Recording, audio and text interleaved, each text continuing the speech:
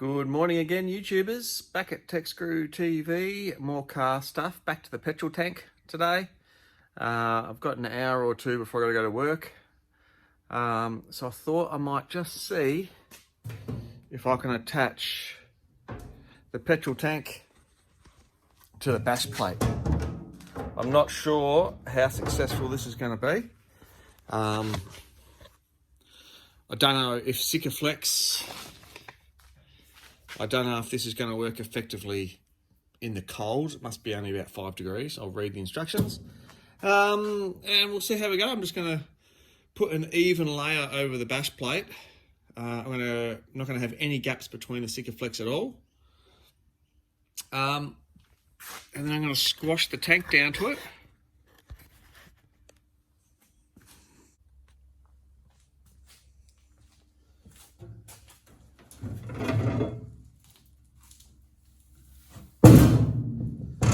So I've got the bash plate, I've got it sitting on some steel rods because the bash plate sort of funnels down where the drain hole is. Speaking of drain holes, might put this drain hole back in.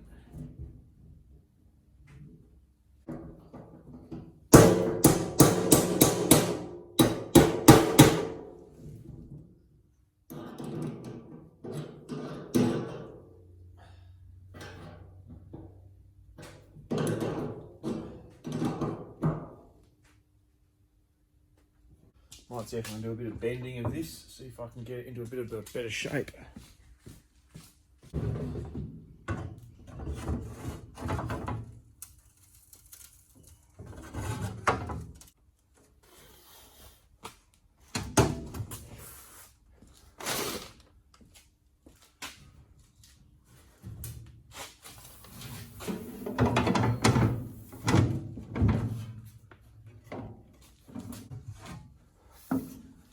Bit more bending of this side.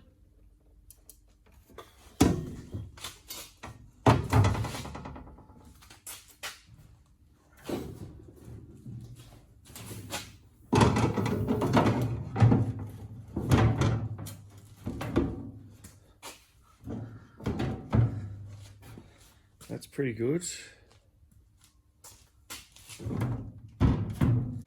Got to work out a plan of how this is going to happen.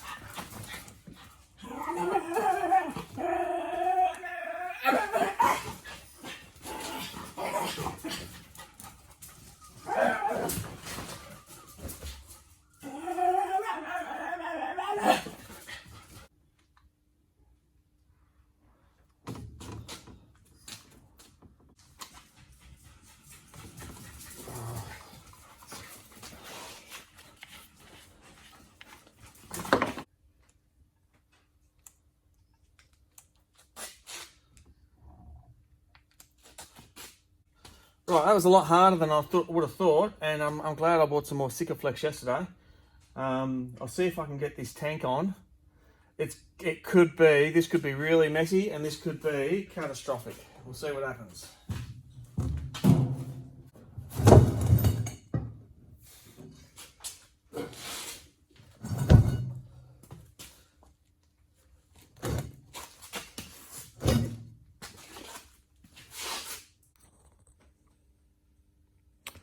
All right, so I've got the tank in place, sitting on the bash plate. You can see there's a tiny gap between the bash plate and the tank, which is fine. It's pressing up against all the Sikaflex.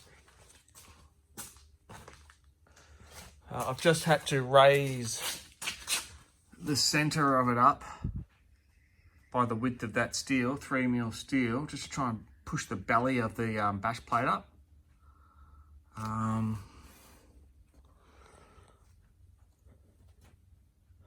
might go and get another weight and stick it just there. And it's oozing out between the edges in the crucial spots, so that's good. So there were pinholes underneath this edge, so I'm thinking before I put the red coat in, fill it up with Sikaflex, and that'll provide some sort of backing, almost fill the holes up. That's the thoughts. And then put the red coat inside. That's the thoughts. I'll clean up a bit of this Sikaflex while it's wet, and then I'll go through and just over seal the Sikaflex. And that's paintable, so I can paint it all later. Right, I'll go and do that. Oakley Dokley. So, I've sort of cleaned up the Sikaflex a bit. Sort of. I've just added it into the groove. Just put a fine bead and then worked it in. So I'm trying to keep the water out of that, of the two surfaces. I went along this side. Tried applying more Sikaflex and cleaning it at the same time. These two holes in the bash plate at either end, they were for the spot welding, the soldering, spot soldering. So another potential water ingress point. So I filled them up with Sikaflex. 4 holes at that end, done the same thing. So that's as good as that job was going to get. So the only thing left to do now is wait a few days for that to cure. Once that's cured, or maybe after a day, I might take it inside and stick it near the fire. Once that's cured, I can maybe give it a light sand and paint the Sikaflex. Give it a couple of coats. And then I should be right to apply the internal seal. All right, we'll keep our fingers crossed because this is all a bit of an unknown. The money I've spent on fucking around with this tank, I could have probably bought 2 brand new ones.